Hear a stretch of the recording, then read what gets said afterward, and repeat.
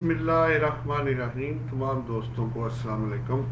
आज की वीडियो का ऑब्जेक्टिव जी एज यूजुअल आपको पता है हम लाइव क्वेश्चन आंसर सेशन करते हैं। तो ये भी अब आज के दिन की वो वीडियो है जी जो हम अपलोड कर रहे हैं। तो कोई क्वेश्चन हो तो आप ज़रूर कर सकते हैं। मैं अपनी तरफ से जो मेरा शेयरिंग है वो मैं शुरू कर रहा हूँ जी। जी जनाब, सबसे पहले अभी मैं शुरू करूंगा जी आपके साथ कोई क्वेश्चन आंसर सेशन। तो पहला मेरा जो है मैं पेश करता हूँ, पहले फिर आपसे बात करता हूँ। पहला क्वेश्चन ये है जी, how the income from property shall be taxed in case of ownership. ये पहला क्वेश्चन है। ओनरशिप में ये होता है जी कि आप जब एक प्रॉपर्टी के एक या एक से ज़्यादा, दो या दो से ज़्यादा मालक होते हैं तो वो ओनरशिप होती है। जैसे विरासत में आ जाती है या दो लोग मिल के परचेज कर लेते हैं, जिसमें फर्ज करें आधे पैसे एक के हैं आधे पैसे बी के हैं। तो उस सूरत में क्या होगा, जो प्रॉपर्टी इनकम आएगी वो उनके रिस्पेक्टिव शेयर के मुताबिक उस पर टैक्स जो है वो चार्ज किया जाएगा। मसलन एक प्रॉपर्टी का रेंट आ रहा है 10 लाख रुपए और दोनों का 50-50% शेयर है दो पार्टनर्स का, तो वो 5-5 लाख अलग करके तो उसके मुताबिक उस पर टैक्स जो है वो कैलकुलेट किया जाएगा। उनके शेयर के ऊपर टैक्स लगेगा, कलेक्टिवली टैक्स नहीं लगेगा। लेकिन दो तीन चीज़ें बड़ी ज़रूरी हैं कि एक शेयर डिटर्मिनेबल और सर्टेनेबल हो, प्लस इसमें ये प्रिंसिपल बिजनेस इनकम पे अप्लाई नहीं होगा, क्योंकि अगर दो या दो से ज़्यादा लोग मिलकर बिजनेस करते हैं तो ऑब्वियसली या वो पार्टनरशिप है या फिर उनको कंपनी बना के वो उसको अगर करा लेते हैं तो वो उस तरह उसको ट्रीट किया जाएगा। तो सोल पार्टनरशिप अलग है, ओनरशिप अलग है और पार्टनरशिप अलग होगी। लेकिन अगर प्रॉपर्टी एओपी या बिजनेस की है तो फिर कलेक्टिवली ही टैक्स जो है वो चार्ज किया जाएगा। जी जनाब, लाइव क्वेश्चन आंसर सेशन हम कर रहे हैं। आप लोगों का कोई क्वेश्चन हो तो आप हमारे साथ लाइव आके उसमें शेयर कर सकते हैं जी। यही वीडियो आपकी जो है वो यूट्यूब पे भी चल रही है। अगर किसी का कोई क्वेश्चन हो तो वो यूट्यूब पे भी आके हमारे साथ क्वेश्चन कर सकता है जी। अच्छा जी, मैं आगे चलता हूँ। ये मेरा पहला क्वेश्चन था, क्योंकि आपको पता है ऑब्जेक्टिव ही क्वेश्चन आंसर सेशन को शेयर करना है। अच्छा जी, दूसरा मैं नेक्स्ट आगे चलता हूँ जी।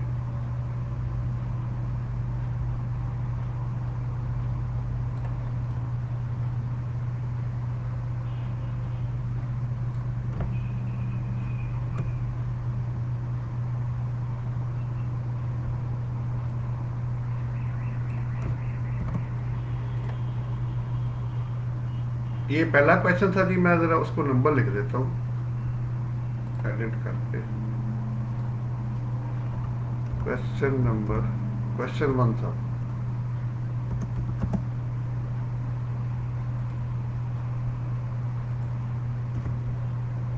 जी। अब क्वेश्चन 2 आएगा।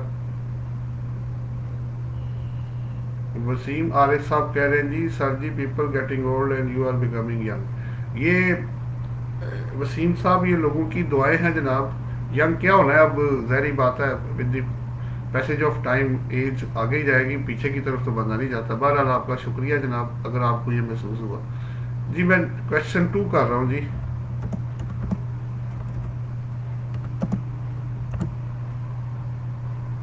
जी ये दूसरा क्वेश्चन है जी, describe the term income from property.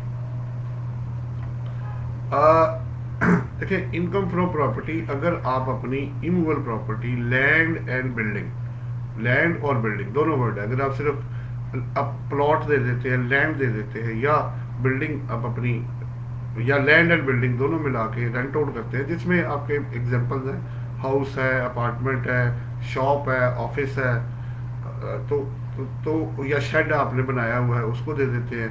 अब अगर आप रेंट आउट करेंगे तो उससे जो रेंट आपको आएगा वो इनकम फ्रॉम प्रॉपर्टी के अंदर आएगा। अब इसमें ये बड़ी इंपॉर्टेंट चीज़ है कि मूवेबल जो प्रॉपर्टी है वो इसके अंदर शामिल नहीं है, ठीक है। वो आपकी अदर इनकम या बिजनेस इनकम के अंदर चला जाएगा, नंबर 1। इसका मतलब ये हुआ कि अगर आप कोई घर फर्निश्ड किसी को रेंट आउट करेंगे, लैंड एंड बिल्डिंग विद आपके जो फर्नीचर एंड फिक्चर होगा, तो जो लैंड एंड बिल्डिंग है वो इनकम फ्रॉम प्रॉपर्टी में जाएगा, और जो फर्नीचर या ऑफिस इक्विपमेंट जो भी होंगे वो आपका बिजनेस इनकम या इनकम फ्रॉम अदर सोर्सेज में जाएंगे। ये तो हो गया एक डिफ्रेंशिएशन। इसके बाद अगर आप लैंड एंड बिल्डिंग को बेच के पैसा कमाते हैं तो जहरी बात है या पर्सनल है या बिजनेस है, या कैपिटल एसेट गेन में जाएगा या बिजनेस इनकम है। फिर अगर आप बिजनेस की लैंड एंड बिल्डिंग को बेच के पैसा कमाते हैं, तो उससे वो आपको पता है वो आपका वो बिजनेस इनकम है, सेक्शन 22 में कवर्ड है। तो ये थोड़ा सा फर्क है तीनों चीज़ों में, इसको ज़रा जेहन में रखिएगा।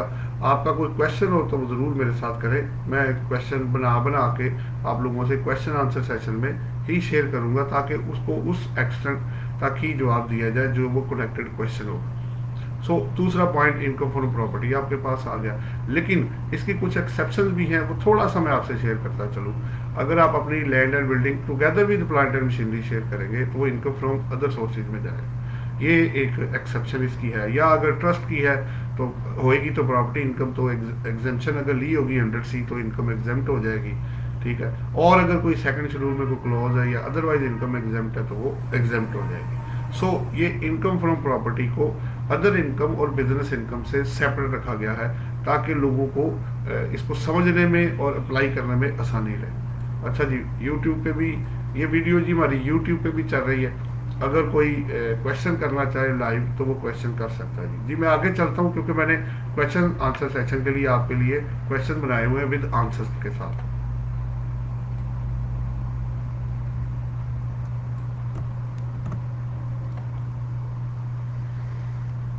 जी क्वेश्चन नंबर 3 आ गया जी।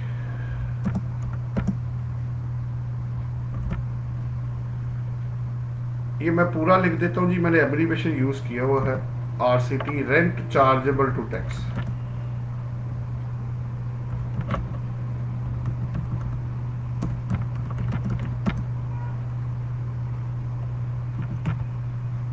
तो ब्रैकेट में मैं यूज कर देता हूँ RCT।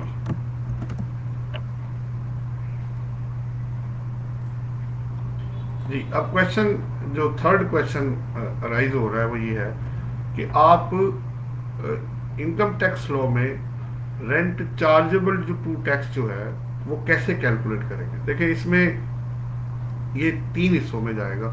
सबसे पहले आप निकालेंगे एक्चुअल रेंट, ठीक है। सबसे पहले एक्चुअल रेंट, उसमें आप फॉरफिटेड डिपॉजिट को ऐड करेंगे और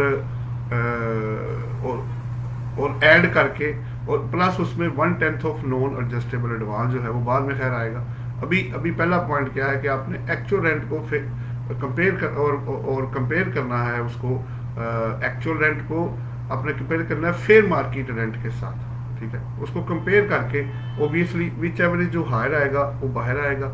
उसमें फिर आपको 2 चीज़ें, मैं आपको ना उसकी वर्किंग दे देता हूँ, ज़्यादा बेहतर हो जाएगा।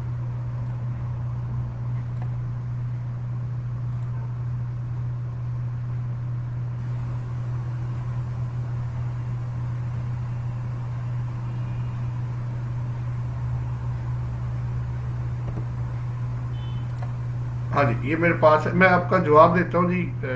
जो सवाल आया है पहले मैं कर लूँ। पहले आप एक्चुअल रेंट में फॉरफिटेड डिपॉजिट को ऐड करेंगे और उसको कंपेयर करेंगे फेयर मार्केट रेंट के साथ। उनमें से जो ज़्यादा होगा वो आगे जाएगा और उसमें फिर आप ऐड करेंगे 1/10 ऑफ नॉन एडजस्टेबल एडवांस। अब मैं बताता चलूँ, इसमें अगर ये होगा तो आएगा वरना नहीं आएगा। मसलन अगर एक्चुअल रेंट होएगा तो आएगा, फॉरफिटेड डिपॉजिट होगा तो आएगा, और इसी तरह आपने अगर नॉन एडजस्टेबल एडवांस लिया हुआ है वो होगा तो आएगा वरना नहीं आएगा। सो और पीरियड भी आपने काउंट करना है। सो मेरा एक्चुअल रेंट है, फर्ज करें ₹1,00,000 पर मंथ है, ₹12 लाख है साल का।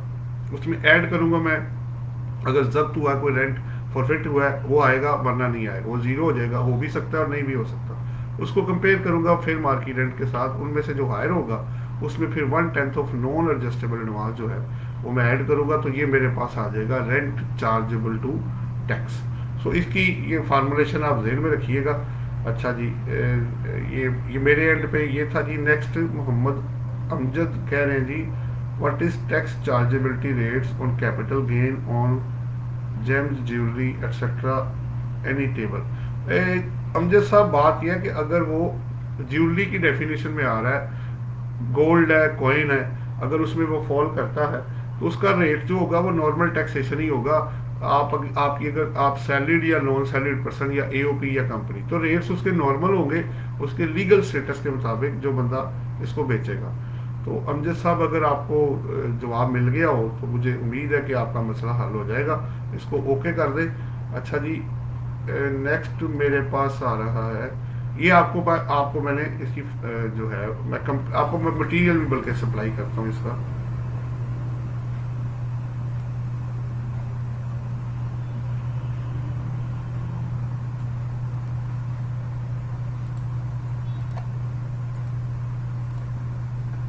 ये है जी उसकी फार्मूलेशन, इसके ऊपर मैं लिख देता हूँ, हाउ टू कंप्यूट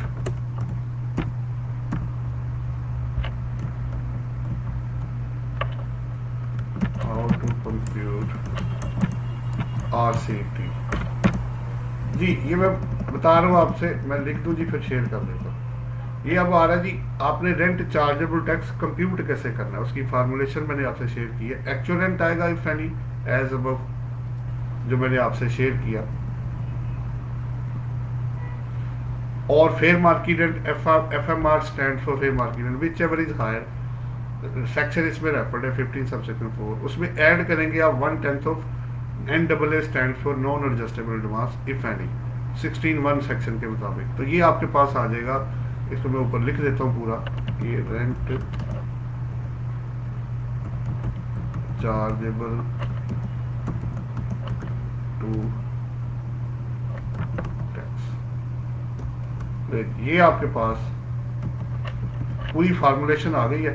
तो अब आप एक एक्चुअल रेंट हो गया, एक फेयर मार्केट रेंट हो गया, एक रेंट चार्जेबल टैक्स हो गया। अब ऑब्वियसली आपने जो टैक्स पे करना है वो रेंट चार्जेबल टैक्स के ऊपर ही आप पे करेंगे। चले ये भी आ गया जी। मोहम्मद अमजद कह रहे ओके, चले थैंक यू वेरी मच जी। कोई और सवाल हो तो आप कर लीजिएगा, मैं आपके साथ क्वेश्चन आंसर सेशन जो है इस वक्त लाइव शेयर कर रहा हूँ जी। यूट्यूब पे भी कोई सवाल हो तो ज़रूर करें जी, मैं इसको शेयरिंग कर रहा हूँ जी आप लोगों के साथ, दोनों तरफ शेयरिंग हो रही है, यूट्यूब पे भी और फेसबुक पे भी। अच्छा जी, नेक्स्ट है मेरे पास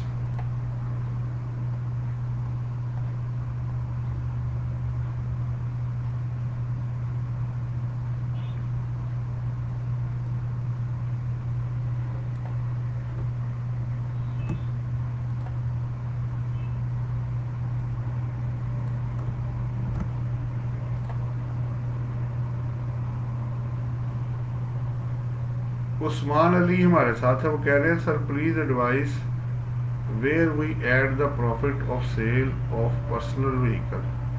जी मैं अभी आपके साथ शेयर करता हूँ जी। फिलहाल उस्मान अली हमारे इंफॉर्मेशन के मुताबिक अगर आप motor vehicle as such directly तो लॉ में नहीं लिखा हुआ, लेकिन अगर आप मोटर व्हीकल पर्सनल बेचते हैं और बिजनेस इनकम में फॉल नहीं वो करता, यानी आप ट्रेड नहीं कर रहे, पर्सनल है और कभी कभार होता है, तो ये कैपिटल रिसीट ट्रीट होता है। और इसमें फिलहाल हमारी इंफॉर्मेशन के मुताबिक आप एक्ट करने से पहले लीगल ओपिनियन ले लीजिएगा। हमारी इंफॉर्मेशन के मुताबिक, हमारी सजेशन के मुताबिक ये टैक्सेबल नहीं है, ये कैपिटल रिसीट ट्रीट हो रहा है, लेकिन फिर भी आप इस पे एक्ट करने से पहले अपने कंसल्टेंट से अब उसका फीडबैक और ओपिनियन लीगल ले लीजिएगा जी। नेक्स्ट है जी मेरे पास जो क्वेश्चन नंबर मेरा आ गया जी, ये 3 था पहले, और अब ये क्वेश्चन नंबर आ गया है 4। क्वेश्चन 4, और ये क्या what are allowable deduction against, abbreviation में यूज कर रहा हूँ जी, मैं पूरा लिख देता हूँ, इसको ब्रैकेट में भी कर देता हूँ और इसका पूरा कर देते हैं।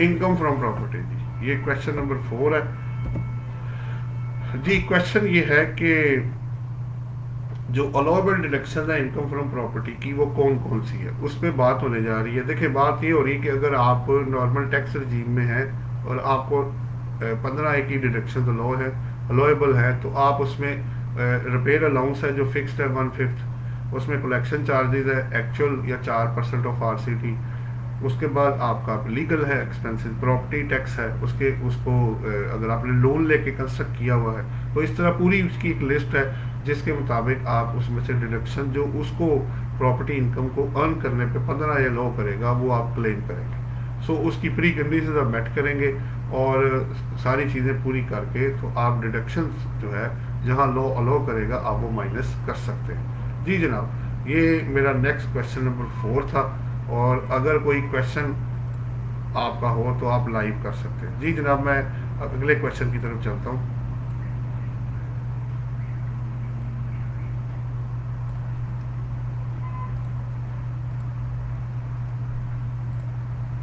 जी क्वेश्चन नंबर ये आ गया जी मेरा 5, पहले 4 था।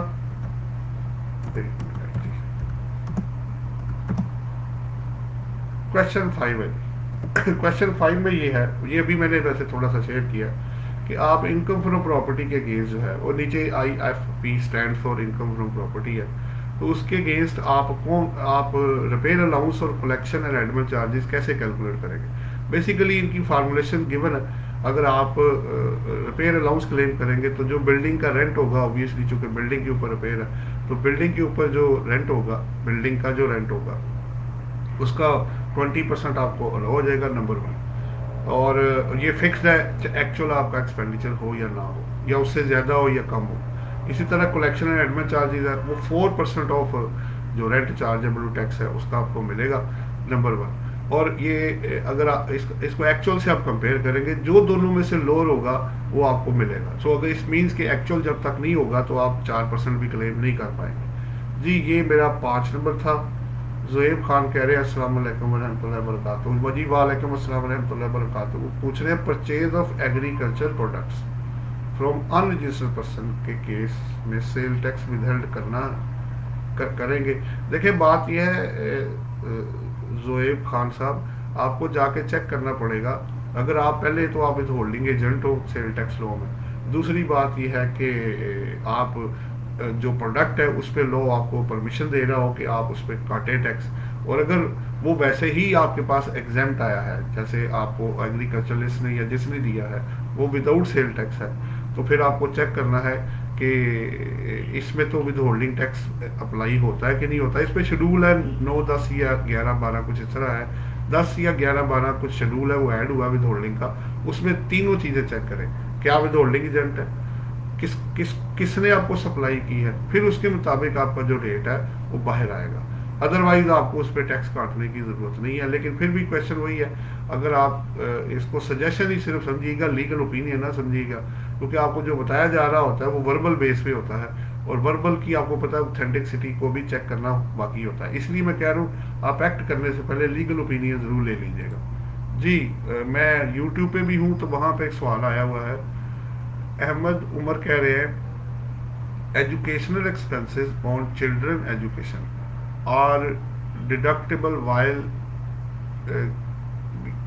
वाइल क्या है while computing income tax return. जी बिल्कुल ऐसे ही है जी, वो जो सब्जेक्ट टू कंडीशन है, अगर आप मेट कर देंगे अहमद उमर साहब, तो आपको जो एजुकेशनल एक्सपेंसेस हैं वो डिडक्टेबल अलाउंस के तौर पे आप उसको माइनस कर सकते हैं। अच्छा, और उसके बाद है जी वो कह रहे हैं अगर आज कोई रिटर्न फाइल करवाता है तो एक्टिव टैक्स पेयर की लिस्ट में नाम आ जाएगा। देखिए बात ये हो रही है, जिन्होंने क्वेश्चन रेज किया उन्होंने लिखा हुआ द होल टाइम उन्होंने लिखा हुआ है। देखिए अभी इस वक्त ATL की लिस्ट 2019 की बेस पे अपडेट हो रही है। अगर आप इंडिविजुअल हैं और आज आप रिटर्न फाइल करते हैं तो 2019 की बेस पे 28 फरवरी 2021 तक रिटर्न अपडेट हो रही है। अब जो 1 मार्च 2021 को रिटर्न जो ATL की लिस्ट अपडेट होगी वो 2020 की रिटर्न की बेस पे होगी। सो ये दोनों अलग अलग है। और अगर आप 19 की रिटर्न अभी लेट फाइल करेंगे तो एज ए इंडिविजुअल आपको 1000 जो है वो सरचार्ज भी साथ जमा कराना पड़ेगा, तो आप ATL की लिस्ट में आ जाएंगे। वरना 1 मार्च पे ऑनवर्ड आपको लिस्ट अपडेट होगी। फर्दर ये है कि अगर आप रिटर्न अभी फाइल करेंगे इंडिविजुअल की, तो प्लस आपको उसके साथ ये होगा कि पिछली 5 ईयर्स को भी कवर करना होगा। अगर आप पे 114 सेक्शन अप्लाई होता था तो आपको रिटर्न भी फाइल करनी पड़ेगी। सो ये 2-3 पॉइंट्स हैं, आप इसको ज़रा जेहन में रखिएगा। आगे अहमद उमर कह रहे हैं फाइलिंग, अच्छा चले फाइलिंग है, ठीक है, वो मुझे समझ आ गई है। मुझे उम्मीद है जी आप लोगों को जवाब मिल गया होगा, और अगर आपको जवाब मिल गया हो तो आप इसको ओके कर दीजिएगा। जी मैं वापस यूट्यूब से मैं आ रहा हूँ जी दूसरी तरफ फेसबुक पे। जी जनाब, फेसबुक पे हमारे पास 1-2 सवाल और आ गए हैं। वो कह रहे हैं जी, उस्मान अली कह रहे हैं, sir if business is sole owner and he has the loss during the year sole, तो ये अब सवाल क्या है जी, फिर आप पूछना क्या चाह रहे हैं? अगर आप सोल ओनर हैं और लॉस ड्यूरिंग द ईयर, ये आपने बिजनेस की बात की है तो ठीक है, बिजनेस अगर है तो अगर गाड़ियों की सेल परचेज है तो फिर बिजनेस इनकम है। अगर आप पर्सनल कर रहे हैं तो फिर आप उसको वेल्थ स्टेटमेंट में उधर वेल्थ रिकंसिलेशन में ले जाइएगा जी। उस्मान अली साहब, मुझे उम्मीद है कि आपको जवाब मिल गया होगा, इसको ओके कर दें। वसीम हैदर है हमारे साथ, वो कह रहे हैं अस्सलाम वालेकुम। वालेकुम अस्सलाम sir, kindly advise in tax return to 2020 FTR income under section 153 of printing press individual will treated as normal and how adjusted or treatment of 4.5% FTR tax। देखिए वसीम हैदर साहब, बात यह है कि अभी तो फिलहाल आप जो 153 के अंदर जो प्रिंटिंग प्रेस का टैक्स कटेगा वो तो 20 में तो वो फाइनल लिस्ट आ नहीं रहा, वो तो नॉर्मल टैक्स रिजीम के अंदर मिनिमम टैक्स होगा। तो अब आप अपना प्रॉफिट एंड लॉस अकाउंट बनाएं, टैक्सेबल इनकम निकालें और उसके बाद उस पर टैक्स कैलकुलेट करें और उसको 4.5% से प्रपोर्शनेट आप कंपेयर करेंगे। इस पे एक्ट करने से पहले लीगल ओपिनियन ज़रूर ले लीजिएगा, मैं सिर्फ आपको सजेशन दे रहा हूँ, क्योंकि ओबियसली फिर केस स्टडी करना पड़ता है, वर्किंग करनी पड़ती है, तब आप कंक्लूजन पे पहुँचते हैं। तो अभी जो 4.5% अगर सारी सेल पे कटा हुआ है तो सबका प्रॉफिट एंड लॉस अकाउंट बना लें, टोटल प्रॉफिट पे टैक्स निकाल लें जो टैक्सेबल है, उसको 4.5% टैक्स से कंपेयर करें, जो ज़्यादा होगा वो आपको देना पड़ेगा और ये फाइनल नहीं है, ये मिनिमम टैक्स आपका बनेगा जो 4.5% कटेगा। सुहेब खान ने कहा जी ओके थैंक्स। चले, how we will treat the business loss. Business loss obviously जी आप उसको कैरी फॉरवर्ड कर सकते हैं 6 साल के लिए, और बिजनेस इनकम की नेक्स्ट सक्सीडिंग टैक्स ईयर में जो आएगा उसमें एडजस्ट कर सकते हैं, प्रोवाइडेड कि इनकम आपकी एग्जेम्प्ट ना हो। उस्मान अली कह रहे हैं जी ओके है। सिप्तैन अब्बास हमारे साथ हैं, वो कह रहे हैं जी sir what is the treatment of sales return of registered person if registered person not agree to post sales return in annexure I जो है, वो कह रहे जी देखिए अब बात ये हो रही है, ये तो फिर आपको कन्विंस करना पड़ेगा ना पहले उसको, अगर आपने सेल्स रिटर्न की है तो उसकी मर्जी, डेबिट क्रेडिट नोट के बगैर तो सेल्स रिटर्न नहीं आप डाल सकते ना, क्योंकि वो तो फिर ओबियसली चूंकि आप जो लीगल प्रोसेस उसका पूरा नहीं करेंगे तो उससे पहले तो फिर वो आपको अलाउ नहीं करेगा। तो फिर क्या होगा कि सेल्स पे आपको जो आपने की है sales return of registered person, if registered person not agree to post sales return, इसका मतलब है आपकी परचेज है तो डेबिट क्रेडिट नोट के बगैर आप एडजस्टमेंट, आपको वो लीगल जो डिस्प्यूट है वो शुरू हो जाएगा। सो बेहतर यही है कि उनको पहले कन्विंस करें, लीगल जो डॉक्यूमेंट्स है उसको पूरा करें, लीगल फॉर्मेलिटी को पूरा करें, तब आप इसकी एडजस्टमेंट कर सकते हैं, वरना डिपार्टमेंट इतनी आसानी से आपकी बात नहीं मानेगा जी। अगर आपको सिप्तैन अब्बास साहब जवाब मिल गया हो तो इसको ओके कर दें। मैं लाइव उधर भी देख लूँ जी, यूट्यूब पे कोई और सवाल ना हो। चलो जी, उन्होंने ओके कर दिया जी, और अब मैं आता हूँ इधर। अच्छा जी, मैं जो शेयरिंग कर रहा था मैं उस तरफ चलता हूँ आगे।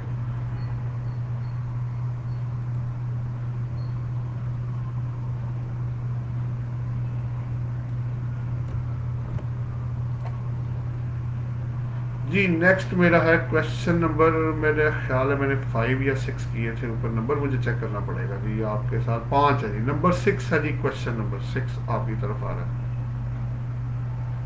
अच्छा, इस उन्होंने एक और सवाल कर दिया है, चले जी मैं टाइप करके अभी आपका सवाल ले लेता हूँ। पहले ज़ुहैब खान कह रहे हैं please brief taxation on business for profit and non profit business like hospital and medical colleges, sale tax on services and goods return file नहीं करना पड़ता नॉन प्रॉफिट ऑर्गेनाइजेशन के केस में। देखिए ज़ुहैब खान साहब, 2 बातें हो रही हैं, आपने 2 सवाल किए हैं, tax on business profit and non business like hospital and medical college. देखिए बिजनेस पे तो कमर्शियल एक्टिविटी है, ज़ाहिर बात है, अगर आप पे प्रॉफिट आएगा तो आप अगर एग्जेम्प्ट नहीं है तो टैक्स जो लगेगा वो आपको देना पड़ेगा। रही बात नॉन प्रॉफिट बिजनेस की, तो जब तक आपको एनपीओ का स्टेटस नहीं मिल जाता और आगे से एग्जम्पशन सर्टिफिकेट नहीं मिलता, तो वरना जो एक्टिविटी है वो टैक्सेबल होगी, तो आपको एग्जम्पशन सर्टिफिकेट 100C का लेना पड़ेगा और अप्रूवल करानी पड़ेगी, तब आपको वो बेनिफिट्स मिल सकते हैं। और जहाँ तक बात है सेल टैक्स और services and goods return file नहीं करना पड़ता नॉन प्रॉफिट ऑर्गेनाइजेशन के केस में। अब चूंकि अगर आपको 6 शेड्यूल में आपको एग्जम्पशन दी गई है या अदरवाइज आप एग्जेम्प्ट हैं तो फिर तो, और इसके अलावा टैक्सेबल एक्टिविटी नहीं है, तो फिर तो आप ज़ाहिर बात है उसमें बेनिफिट ले सकते हैं कि जी आप एग्जम्पशन में फॉल करते हैं, इसलिए रिटर्न फाइल करना लाजमी नहीं है। लेकिन अगर आप रजिस्टर्ड है तो फिर चाहे एग्जाम सप्लाई भी करेंगे तो फिर आपको रिटर्न तो फाइल करनी पड़ेगी विद डॉक्यूमेंट्स के। जी ज़ोएब खान, मुझे उम्मीद है आपको जवाब मिल गया होगा और सत्तायन अब्बास ने ओके कर दिया है। अब मैं अपने क्वेश्चन की तरफ चलता हूँ जी। क्वेश्चन नंबर जो 6 मैंने आप लोगों के लिए बनाया हुआ है वो सवाल ये है जी, when and how withholding income tax applied on expenditure against property rent.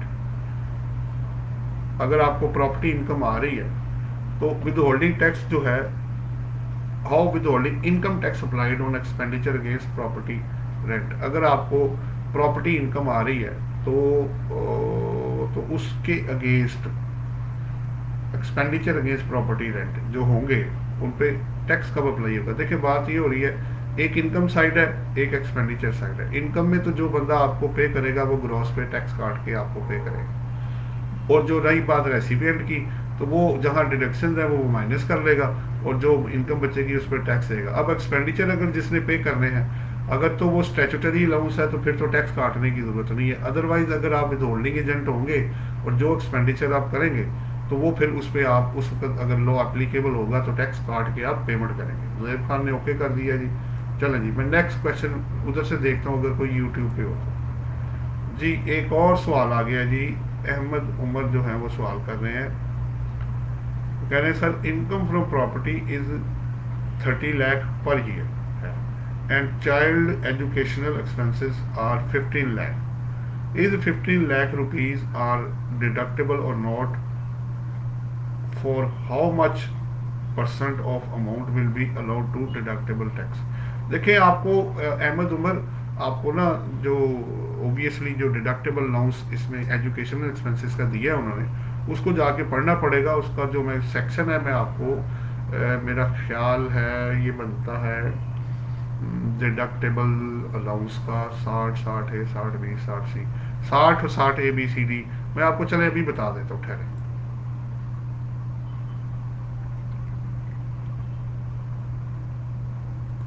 Basically उन्होंने ना उसके अंदर तरीका बताया हुआ है कि आपकी टैक्सेबल इनकम की परसेंटेज 60,000 पर चाइल्ड या एक्चुअल अमाउंट का पर 5%, इस तरह करके तीनों में से जो लोअर होगा उसके ऊपर आपको जो है वो डिडक्टेबल अलाउंस मिलेगा। तो आप उसको जो सेक्शन है, जो मैं सेक्शन आपको अभी मैं बुक में से आपको कोट कर देता हूँ तो आपको आसानी हो जाए।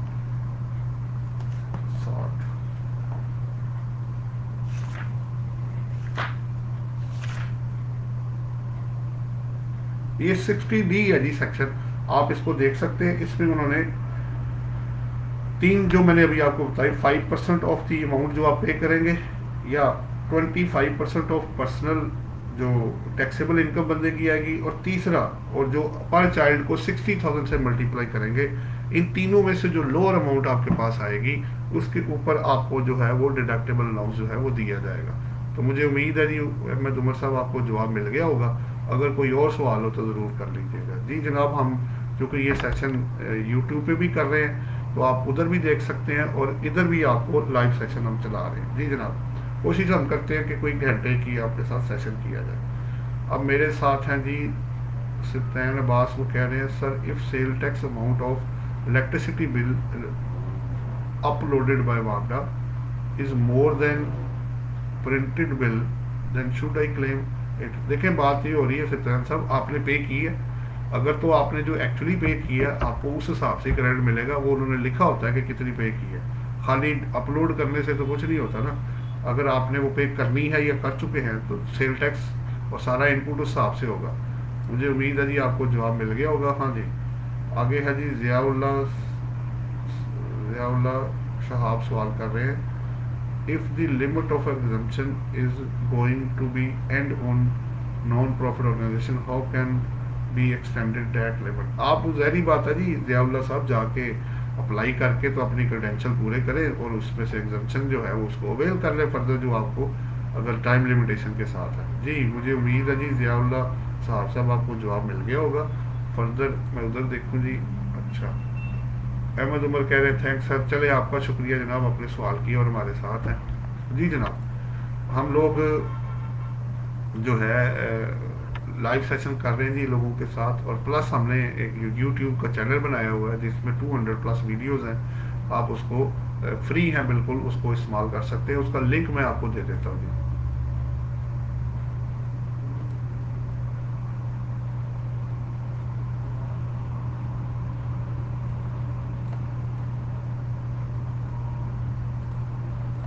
जी ये लिंक है जी जो मैं आपको दे रहा हूँ।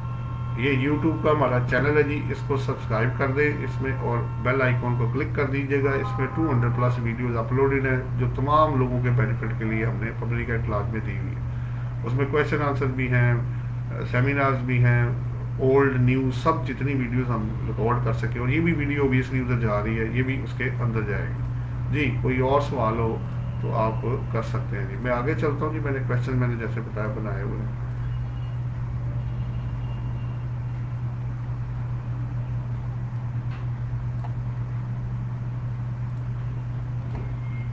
जी नेक्स्ट क्वेश्चन नंबर मेरा आ रहा है जी, मैंने 6 मेरा ख्याल है पहले आपसे शेयर किया। अब क्वेश्चन नंबर 7 आ रहा है जी आपके पास। वो ये है जी कि आपने state the applicable rates of income tax on income from property. देखिए, इनकम फ्रॉम प्रॉपर्टी अगर आप सेपरेट ब्लॉक में जाएंगे तो उनके रेट्स उन्होंने दिए हुए हैं, और अगर आप इसको डिडक्शन माइनस करके नॉर्मल टैक्स रिजीम में आएंगे तो आपको जो नॉर्मल टैक्सेस के रेट्स हैं, सैलरीड, नॉन सैलरीड, एओपी और कंपनी वाले आपको अप्लाई हो जाएंगे। जी जनाब, ये 7 था जी। मैं 8 नंबर क्वेश्चन की तरफ चलता हूँ।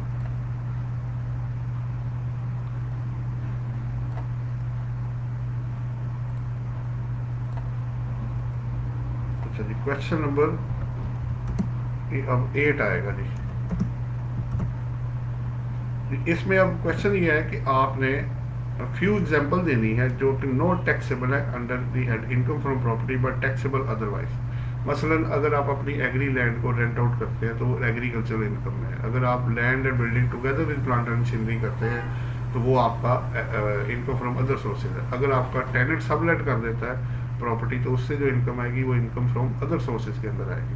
सो ये कुछ एग्जांपल्स हैं जिसमें कि आपको लगेगा कि शायद ये प्रॉपर्टी इनकम है, लेकिन वो इनकम फ्रॉम बिजनेस या अदर सोर्सेज में कवर्ड होके तो उस पर अकॉर्डिंगली टैक्स लगेगा। जी जनाब, ये मेरा था सवाल नंबर 8। अब अली कह रहे हैं, एम अली कह रहे हैं please share SRO reference for new exporters.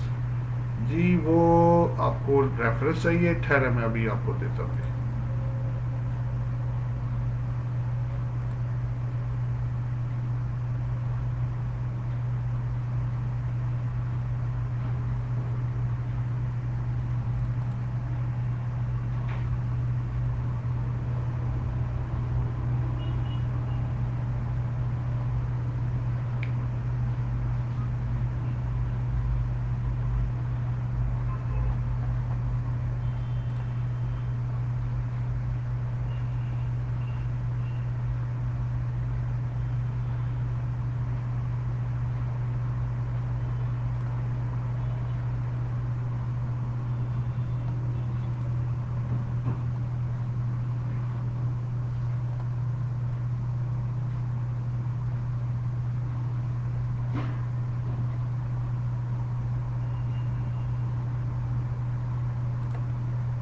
वो आप एम अली साहब FPR की साइट खोल लें, उस पर ये रेफरेंस जो है ना न्यू एक्सपोर्टर्स के लिए उन्होंने इंसेंटिव दिया है कि वो बिजली, गैस और LPG में उनको बेनिफिट देंगे जो भी वो यूज़ करेंगे, subject to fulfilment of condition. उस पर मैंने वीडियो भी बनाई हुई है, उसमें आप चेक कर सकते हैं। जी सत्तान अब्बास नेक्स्ट क्वेश्चन कर रहे हैं।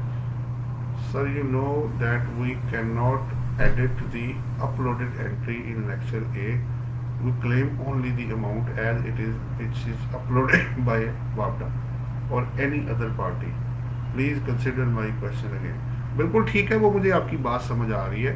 अगर आपको ये इशू है तो आप ऐसे करें कि आप एक लेटर मार्क कर दें, बेशक आप वो अमाउंट वही ले लें, लेकिन जो आपने एक्चुअली पे किया है आप लेटर के साथ उनको मार्क कर दें और उसकी एडजस्टमेंट आप उतनी क्लेम कर लें, ठीक है, मिलेगी आपको पूरी, तो आप उसके साथ लेटर फिर एक मार्क करके लिख दें कि हमारा जो इनपुट एक्चुअली बनता है वो ये बनता है। आप अनड्यू एडवांटेज ना लें।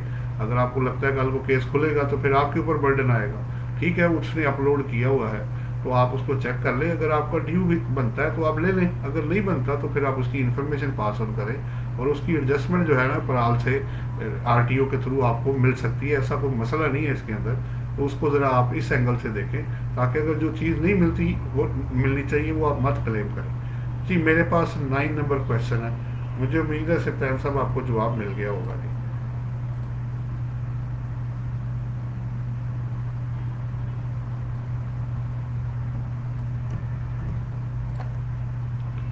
जी नेक्स्ट मेरे पास है जी क्वेश्चन नंबर 9 है।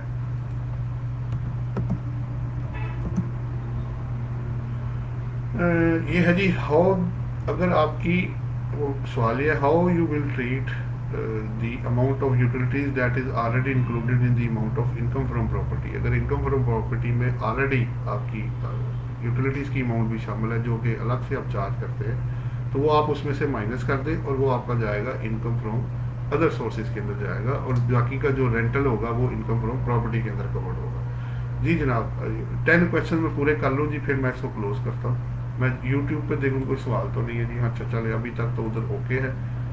ले जी अब एक और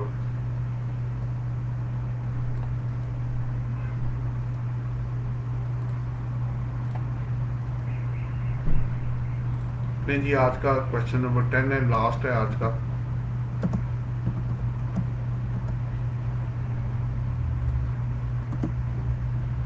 Why and how adjustable and non-adjustable advances are accounted for under the head income from property। देखें जो adjustable है तो वो तो ऑटोमेटिक रेंटल इनकम में चले जाएंगे और जो नॉन एडजस्टेबल है वो सिक्योरिटी डिपॉजिट के तौर पे उसका 1/10 ऑफ जो नॉन एडजस्टेबल एडवांस है वो आपने इनकम में, जैसे मैंने शुरू में बताया, तो उसमें आप ऐड करके अगर होगा तो आप रेंट चार्जेबल टैक्स को कैलकुलेट करेंगे।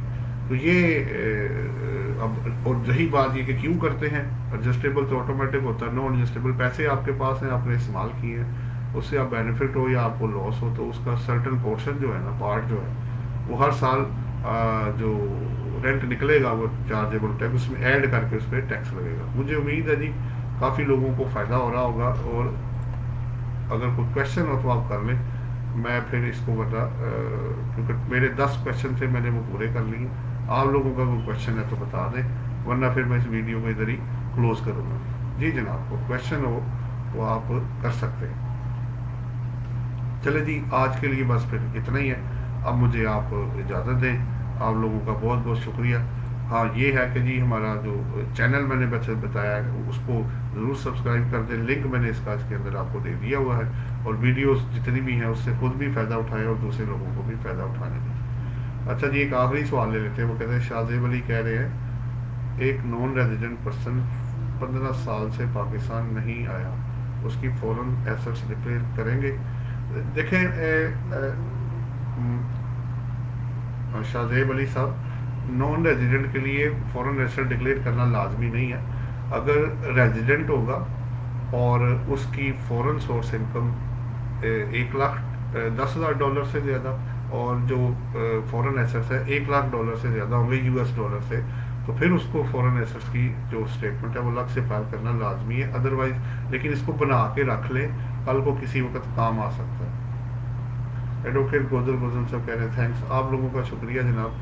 अब 1-2 मिनट और है जी, 40 मिनट का ये सेशन हम कर लेते हैं। अगर कोई क्वेश्चन हो तो आप ज़रूर कर लें, वरना फिर मैं इसको इधर ही क्लोज करूँगा। जी जनाब कोई क्वेश्चन हो आप करना चाहते हो तो ज़रूर कर लें। और मैंने पेज आपको रेफ़र कर दिया, अपना चैनल रेफ़र कर दिया यूट्यूब पे, उसमें मैक्सिमम आप लोग उससे फ़ायदा उठा सकते हैं। चलो जी आप लोगों का बहुत बहुत शुक्रिया। अब मुझे इजाज़त दें, फिर इंशाल्लाह नेक्स्ट आपके साथ फिर किसी लाइव सेशन में आपसे बात होगी। आप तब तक के लिए इजाज़त दें। Thank you very much. अल्लाह हाफ़िज़।